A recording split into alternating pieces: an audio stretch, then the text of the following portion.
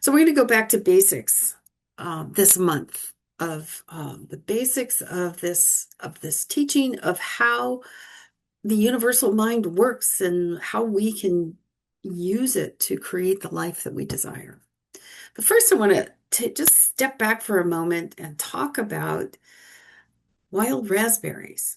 And you're like, what? What does that have to do with divine flow? Well, it has a lot to do with divine flow. And if you've ever walked through the woods or in the Northeast and in the Northwest, in both places, this has actually happened for me many times, where you're out walking in nature and all of a sudden you see these bright red, beautiful berries sitting there waiting for you to pluck them and eat them. At my son who lives in Ithaca, New York, his entire driveway is lined with these bushes, and the property around, or all around his property, there are these incredible wild raspberries, wild blackberries, um, just all kinds of different berries around. And when you think about it, a seed gets dropped, a bird eats it, doesn't digest, doesn't eat, eats the berries, the seeds don't digest, they drop the seeds, and wherever the seeds land, they never ask, is it okay for me to grow here? They never look at, is this really the right time for me to grow? They just allow it to happen. And they receive and they receive and they receive. They receive nourishment and sunlight and water from the rain. And then at some point they're like, okay, it's my turn to give back now. And they give and they give and they give and they give. And if you've been around these wild raspberry bushes, and if you go and you pluck it, I just love walking with my youngest grandson this summer when I was up there, and he was like a beeline. He'd see red berries and he was a beeline to go pick these raspberries, and we would just indulge ourselves in these yummy raspberries, and poor mom's trying to collect them. It's and Ocean and I are eating them as fast as we can pick them off. But they give and they receive. They receive and they never question the flow. They just do it. So let's look at this, what it does. Now I'll go back to that basic information about the universal mind. There is one mind, one intelligence, one power. We call it many things, and right now I'm going to call it the universal mind, and it has a role in shaping our lives. It's the creative force of spirit, and it's always at work, responding to thoughts, beliefs, and intentions. And the more we understand and align ourselves with this principle, we can consciously use that spiritual energy to manifest in our experience what it is we desire: positive change, healing, abundance. In Science of Mind, Ernest Holmes talks about the potential knowledge of all things exist in this mind. It's the abstract essence of beauty, truth, and wisdom, and they coexist in the mind of the universe. And we are also existing in that mind, and we can draw from it. But we can only draw from it what we allow through the channel of our own minds. And that's our spiritual journey, is allowing more of that to flow into us. So I'm going to talk about three main points, and then I'm going to ask you some questions. And we'll go, I will make it so you can unmute. And I would like for you to, if you could raise your electronic hand, then we know exactly, who's got their hand up. And Bobby's going to keep an eye out for people with their hands up also. So first thing is, our thoughts are creative. It's a creative power that we have. And the universal mind, which is always at work, it never rests, is always responding to our thoughts, beliefs, and intentions. And it's the tendency. It is that what we put out most consistently, what we hold consistently, is what we receive in experience. And the universal mind spirit is not selective, it's not judgmental. It's just going to say, okay, whatever it is you're putting out there. And as I spoke about it last week, it's paying attention to what's going on, not just when we're in spiritual practice, not just when we're consciously saying, this is what I want, that I've made this decision, this is what I desire, this is how I desire my life to be. But it's all of that chatter in between.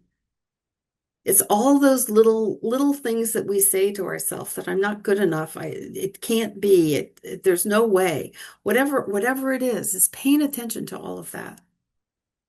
Because our mental attitude has a direct role in what we experience. The next point is that this then gives us a personal responsibility to pay attention to what it is we desire, pay attention to what we're putting out, what we're impressing upon the universal mind. Because the law of mind is impersonal, it is neutral, it's just going to respond. And so what we impress upon the universal mind with our ideas is what we receive. So our outer experience, what we are experiencing in our life, is a direct reflection of what is going on in our mind. And if that's not in line with what I really desire, then I need to look at what's going on in my mind. What am I doing to constrict that flow, that divine flow, or redirect it somewhere else?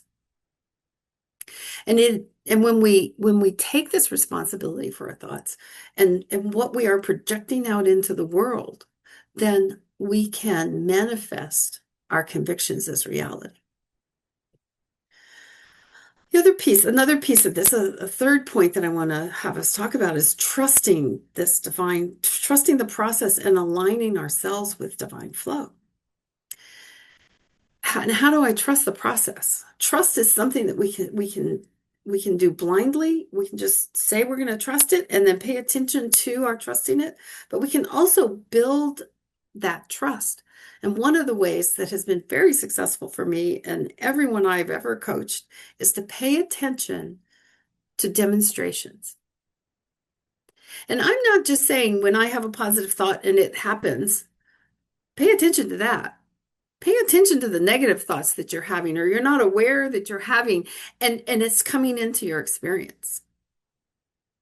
I owned a business for a period of time, and people would come and it was a massage school, and they would come and to enroll, and they would say, "Oh, you're a small school. How do I know that you're not going to just shut the doors one day?" And I would sit there and I would say, "Oh, we will never do that. That's not even in our intention." And you know what? When the housing market crashed in the 2008-2009 timeframe, and we were not a big school that could get government grants and things like that, guess what I ended up doing? Exactly what I kept saying, because the universe doesn't say not. I ended up having to close those doors one day, lock the doors and not let people come in. This was after a lot of notification, but I ended up having to do it. So it's paying attention to that, because it was my fear that that was going to happen that was driving that. Yes, there was a whole economic blah, blah, blah. Yeah, there's all that blah, blah, blah too.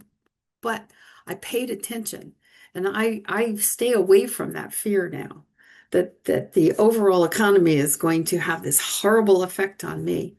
And I look for the demonstrations that say it's not. And I look for them and I pay attention to them, and the size of it doesn't matter. It's even if I'm in a rush and I stop worrying whether I'm going to get a parking space, and bam, there's a parking space right exactly where I need it to be able to get to where I need to be in time. Even what I think is a little demonstration, it's demonstrating my faith, it's demonstrating my trust. And when we start to do this, we can consider our own creative potential. We have this incredible potential, and we can have all these transformative possibilities in front of us. And so when we open consciously and align our thinking with the outcomes that we wish, healing, abundance, positive change starts coming into our life because we are aware of that. So let me leave you. Now, I'm not going to leave you. I'm going to start this with a couple of quotes from Ernest Holmes about this. And one is that it's only as we allow the divine current to flow through us in and out that we really express this life. And that the law of giving and receiving is definite. So it's not just giving, it's also receiving. Some of us have a hard time accepting help, accepting praise, accepting gifts, big or small. Some of us have issues giving out freely of ourselves. Another one is that love rules through the law. Love is the divine givingness, law is the way. Love is spontaneous, law is impersonal. All of these come from the third introductory chapter in Science of Mind called What It Does. So remember this, that we live within this mind, this universal mind, and it responds to what we put on it, the consistency of our thoughts, the tendency of our thoughts. And so now what I would like to do is hear your questions, your comments. Let's have a discussion about this. So the first question is, how do you interpret the idea that universal mind is always responding to our thoughts and beliefs? It's always responding to our thoughts and our beliefs.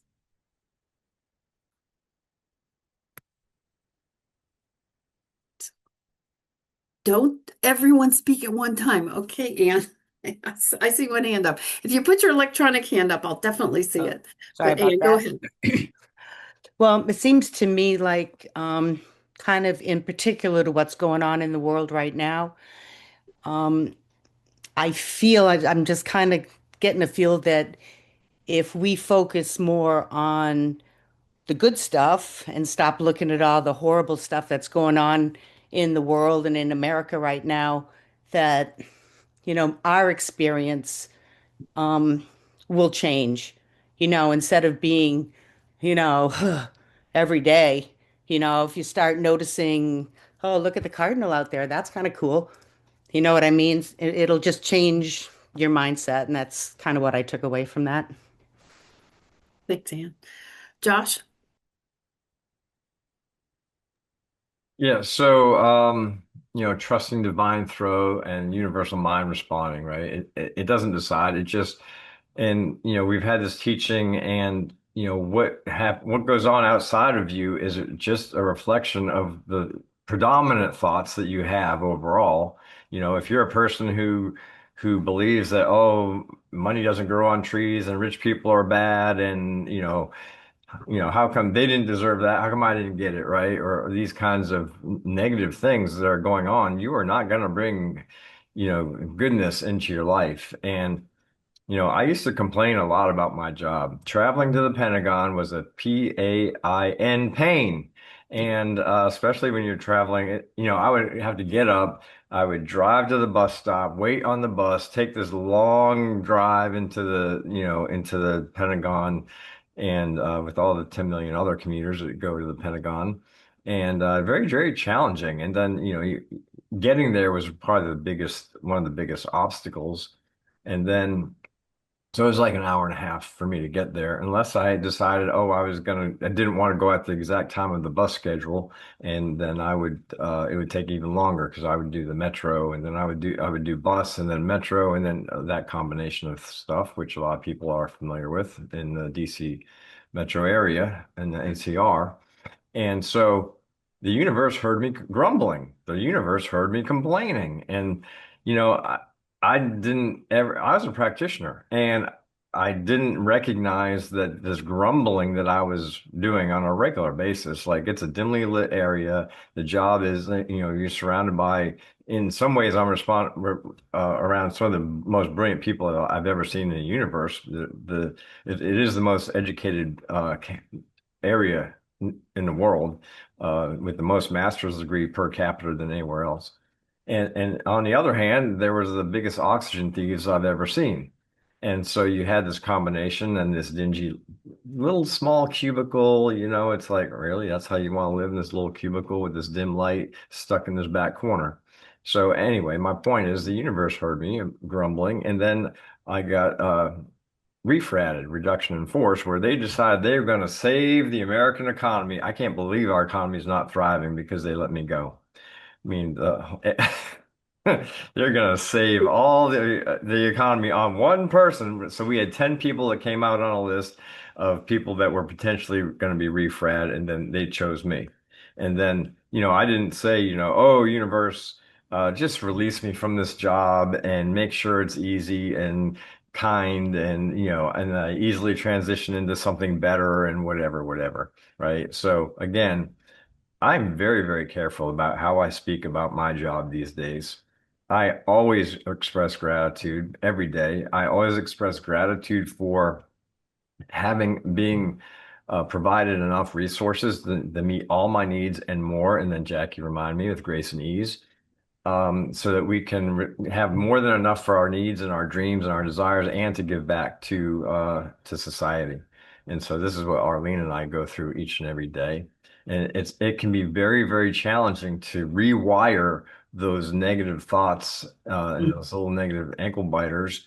And so that's one thing. And so do you need to be, you don't have to do anything. You can be as unconscious as you want, but I recommend that you be not unconscious, be very aware of your words. Like sometimes we say things in jest, but it's like Jackie said, the universe doesn't know not.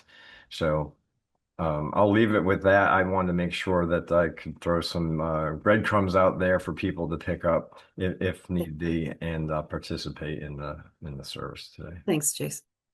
Or Jason. I called you Jason. Your twin. Sorry. Thank you, Josh. Reverend Jackie, Yes. if you can go to the next person, I'm on the phone with Sandy. She's trying Okay. to, Okay. so Thank you, Jason. I appreciate that. Christy, and then Ann Fitzgerald, I'll get with you after. I'll answer the question you have in the Oh, chat after thank Christy. you. Thank you. Such good ideas here. And you know that word always, that always is it's a powerful word, isn't it? And to remember, like you said, is always responding. And it guides us in our awareness. You know, just what you're saying, that awareness. And sometimes we think we're being aware, and then we catch ourselves like, I haven't really been as aware. And it's okay. It's not to be hard on ourselves. It just reminds us of that practice. And that I love how you use the garden. That's such a beautiful and helpful metaphor. Holmes uses it a lot. And remembering that, the collective, it makes a difference, the ideas and the feelings that we think and practice and feel in our own lives. And then, because we were talking about the country and the world, it really it really makes a difference. Thinking about that one seed that goes into the garden and grows into this, it could be a small flower or a big flower, but it's still an important part of the garden. And so, now those were some ideas that stand out that you said, that it's always responding in that collective garden that we all are a part of, and remembering that, yes, Yeah. it makes a difference. So thank Yes. you. Thanks, Chrissy. Ann Fitzgerald asked that, she said, my challenge is that we collectively create the river that we swim in. My mind alone is not enough to bend its course. How do we get others to understand and accept what my version of good, to accept my version of good? Well, Ann, we can have an impact on that river that we swim in by aligning ourselves with what it is we desire.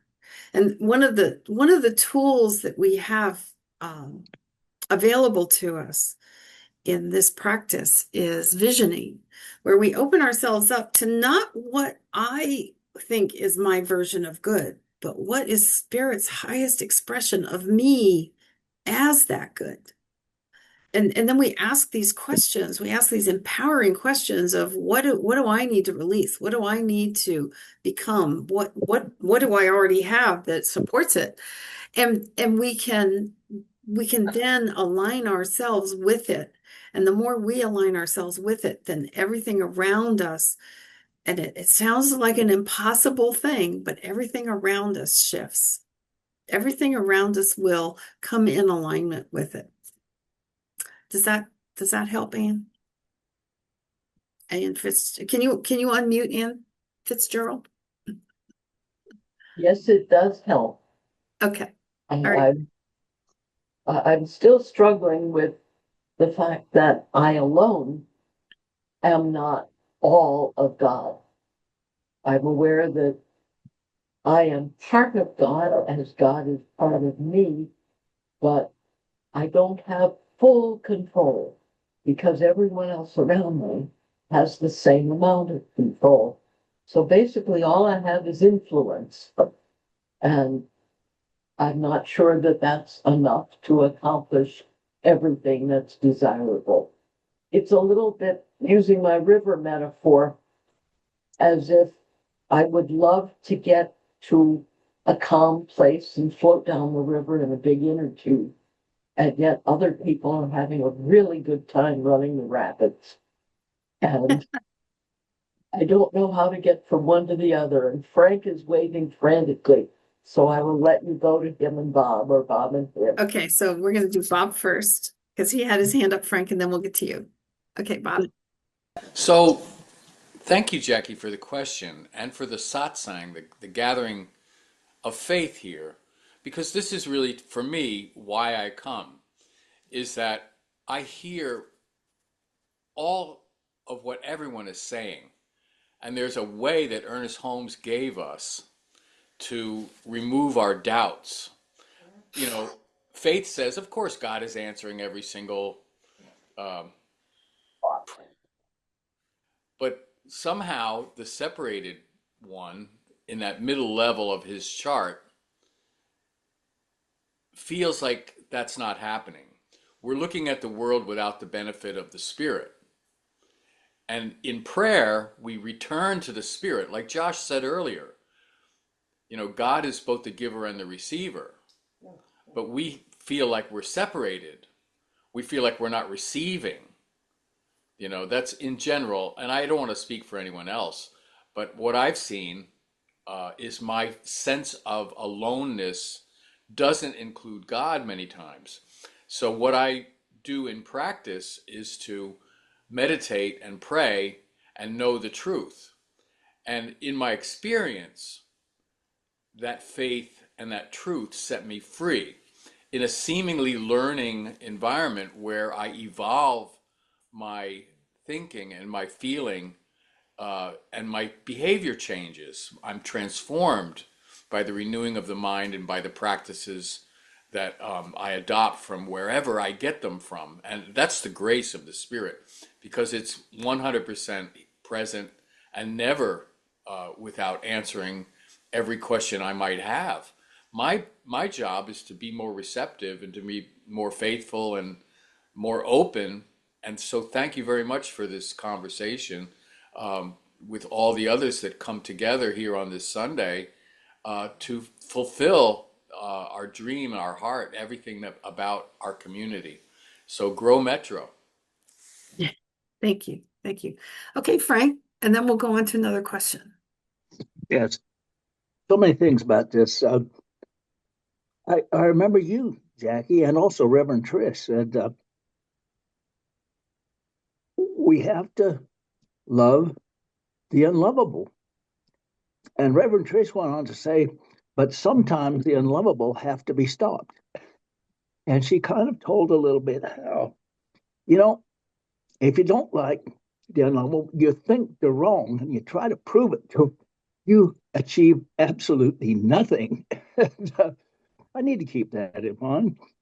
Um, I also grow from this that there's no place where God is not. Oh, and and that means everywhere. That means me. And right now, God has given me the opportunity to perhaps go back to work. I'll tell you more about it later. Also, God's given me the chance to, well, one chance is to go over to Vietnam next year. I was already offered a job that I could go with somebody who knows what he's talking about to the Congo but I don't want to get shot, so I'm not going now. And, life is so good. And I heard a person share, maybe it's relevant, maybe not. There were a lot of people that seemed so guilty of things they did 50 years ago. And he said, well, you learned from it, didn't you? You didn't do it again, did you? Right away. Guilt I'd felt for 70 years for something I did when I was 15 years old disappeared. And something else I did when I was 14 years old disappeared because I did learn from them. And I never did either of them, well, a whole bunch of them again. Thank you for letting me share the end. Thanks, Frank. So, Josh, did you have something you wanted to add to this? Because I was ready to go on to another question. Well, I'm gonna say it whatever. It doesn't matter. I can wait or not because I have the same thing to say regardless. Ah.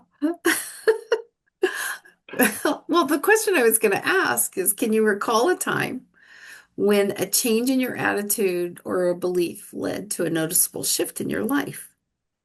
And like an example for me was long before I came into Science of Mind, I was a single mom with three teenage sons, and my car needed a major work on it, and I just didn't have the money, but I knew I needed the work done.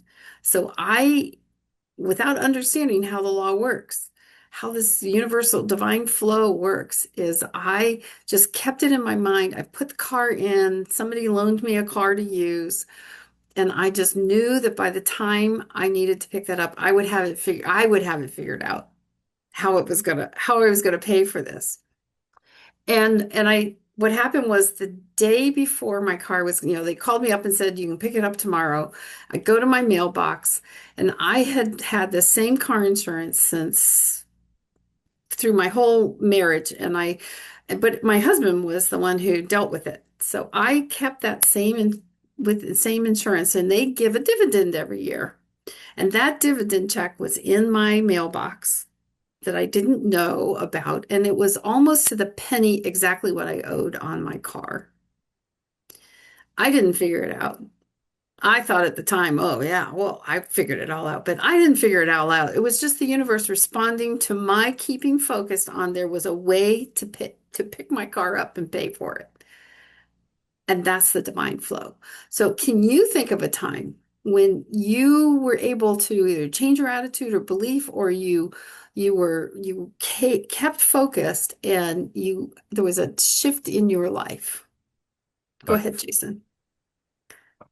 There's not not a specific time that I want to pick out, but in general, and I'm really thinking about something that was happening inside of me this morning. And it has to do with me moving. So I'm moving, and I have this meeting coming up that exact same week where I'm going through all the closing and all that. And I need to be focused in a place where I can have this meeting. And I'm worried about it, right? Because there's no communication as far as when I can have this exact meeting time. And I'm talking about the panels, right? Yeah. So I have to be in a particular place, but I'll be in a hotel room living at some point, right? So I'm like, when am I going to have this meeting? There'll be other people there. I want a quiet space to work in. And this is just on my mind. I don't know when this meeting is going to be. I don't know exactly when this is going to happen. Am I going to end up doing this in my car? That's uncomfortable. That's not the right place to do this. And then I had to stop myself for a second. Yo, what are you doing? I had to stop myself for a second because not only am I concentrating and thinking about what I don't want, I'm also paying attention now to the energy that I'm putting out. I'm putting feeling behind the thing that I don't want, right? Which is to not be in a place where I can't properly do the thing I need to do. So that shift in focus you're talking about, I experienced a couple minutes ago because I said, yo, pump your brakes, stop for a second. This is what you want. This is what you desire. Put your thoughts and your spirit behind that and allow the universe to take care of everything. And now I feel calm on the inside. The waters are still, right? Because I know things are going to work out, and I'm just going to leave it at that. It's a small example, but I was immediately able and one thing I've been working to do is to make sure that I recognize how I feel on the inside. What emotion am I putting out? What feeling am I putting behind this thing that is occupying my mind. So not Mhm. only is it looking at what are you looking at, but how are you feeling about it, right? Exactly. So I wanted to share that since it was Exactly. Thank you. Thank you, immediate to me. Jason. I appreciate that. Josh, go ahead and say whatever you were going to say.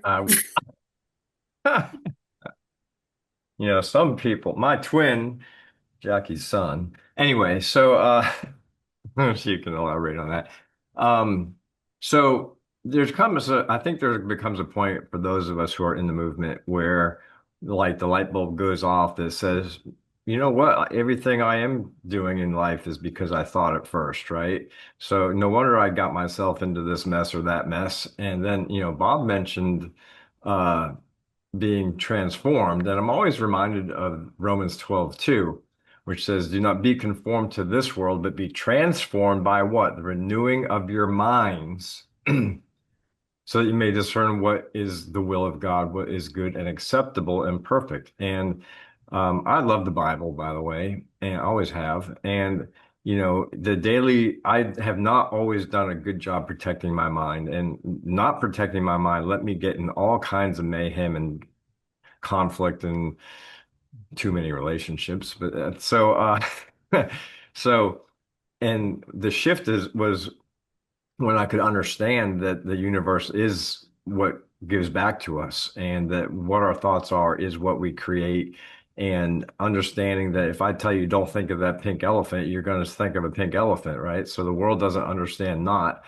And really trying to be I'm a generally disciplined person, and so for me there's a lot of discipline with the mind and what you think about and how you behave. Like, don't say you're going to go.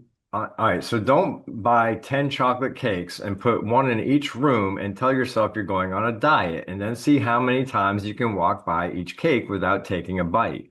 Right? Some of us don't, that sounds ludicrous, doesn't it? But some of us are doing that in our life because we have not separated ourselves from the things that are going to distract us and take us down the rabbit hole. So if the news makes you struggle and makes you whatever, don't watch the news. If certain people in your life are causing you angst and all kinds of whatever, you don't have to stay with those people. You can change who you hang out with. You can change anything you want in your life. There's nothing that says you have to cook. Oh, my children need to eat, so I have to cook. No, you don't. You can choose not to. You can find another way. And so don't be tied into the have tos and the shoulds, and the just open yourself up to universal mind and what it is you truly desire, and shake off the stuff that's not working for you. Yes. Moni. Hi there. I'm driving, so I apologize that I'm off video, but I just wanted to share an example of a shift. I needed some work done to my car, and I asked God, what do I do? And I got very clear instructions to change two parts and then do what's called relearn the computer in the Subaru.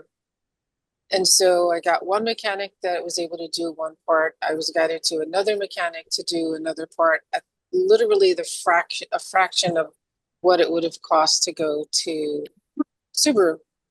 So I go to the third person to do the relearn, and he can't figure out how to do the relearn. And he tells me, you need a new engine.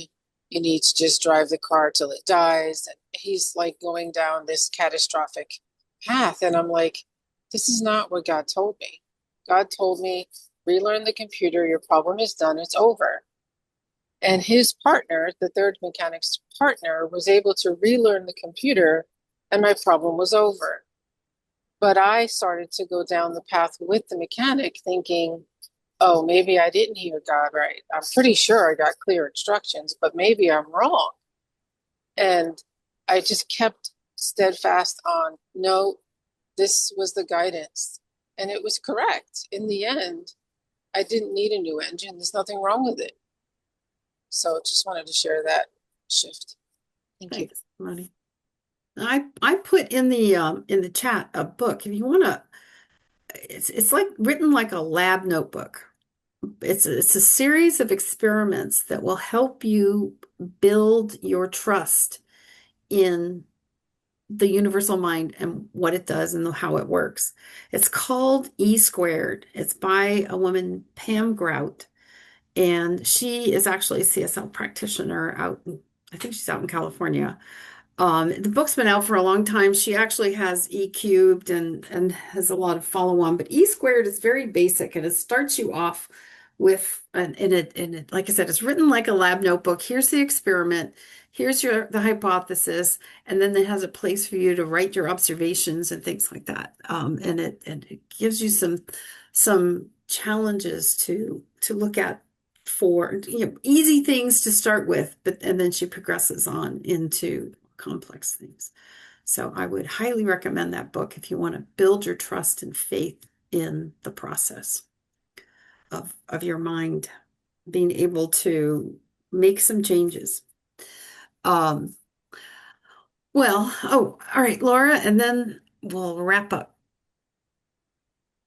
I just wanted to reiterate the process to begin with is just to recognize where your thoughts are going and shift it.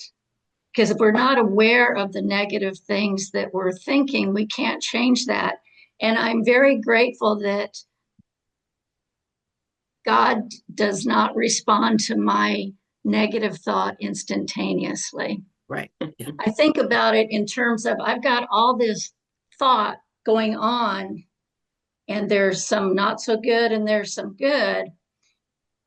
And in my mind, I'm confusing God enough as I corral my thoughts into what I want, then God can say, yes, thank you, finally, and give me that. And the hardest part was watching my thoughts. And building that practice is probably the simplest thing to start with. Yeah. Thank you. And that's what this book will do. It will Valerie, you said you wanted to share. Go ahead. Good morning, Welcome, by the way. everyone. Welcome. Thank you. Thank you. I'm delighted to be here. This was so timely. So I wanted to share a short, brief experience I had with this universal mind. And for me, in my experience, it's more about the state of allowance, allowing and not resisting and not trying to make it happen. And since we're using car references, what I normally will say is letting go of the wheel, figuratively speaking. So this was years ago, and I was on my way to a Course of Miracles class that I had just started going to. I think I'd probably been to maybe a dozen or so classes. Mm-hmm. And it was a beautiful day. And at that time, I was listening a lot to Deborah Premal and her music. And there was a beautiful song that was one of my favorite songs. And at the class, we always started the same way. It was a prayer, we held hands and we had the discussion, the reading and then the discussion. Always it was that way. But on my way to that class that particular evening, as I was listening to Deborah Premal, I thought, man, it'd be nice to hear her music. And then I just let that go. Didn't think about it anymore. And then 30 minutes later, when I arrived at the course, the host, he announced, we're going to do something different tonight. We're going to start this session with a song. And he played the exact song that I love the most, my favorite song by her. And I just, just one of those things where just a universal nod saying, yes, I heard you. Mm-hmm. All right. That's great. Thank you. Well, there's one thing that came to me that's an example of this. And I was in practitioner training. I was flying out to the West Coast because I took my training online. And at that time you had to agree to come for one weekend retreat each year. And so I was flying for my second year weekend retreat, and I had to leave at like 6 o'clock in the morning. And I lived about an hour from the airport. And I was driving towards New York City on a weekday morning, and I woke up late. My alarm didn't go off. I mean, fortunately, I woke up in time, but I had like 45 minutes to get dressed and get to the airport. And so I'm driving along, and I've got a different car than what I made the reservations for, and I'm panicking, and I'm hitting the little town of Bethel, Connecticut has more stoplights than I think I've ever seen per capita kind of thing. And I'm hitting them all red at 3 o'clock in the morning. And suddenly it's like, Jackie, calm down. You're going to make it on time. There is a way for this to work. And every light when I got to it turned green. There was no traffic heading down towards New York City. When I got there, they didn't care what car I had, where I was going to park my car. They didn't care. They knew what time my flight was, so they had a shuttle van waiting right there for me to take me to the airport. And it's about time for them to close the doors for the flight. I walk in the airport, and then an announcement as I'm walking in, there's people everywhere. I mean, it is like packed. And I'm like, oh my God, I'll never get through the check-in line. And all of a sudden, there was an announcement. All of our computers are down. No airplanes will leave until we get this fixed. So just get in line and we'll get you to your aircraft.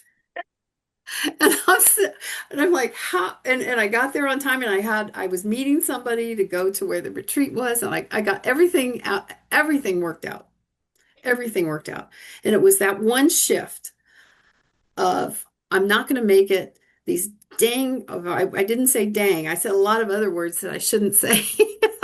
These red lights. And, if I ran through the red light, that would be the one time there's a cop paying attention, right? It would delay me more. And it was like the moment I shifted it, the moment I said, this will happen, I will get there on time, everything's going to work out.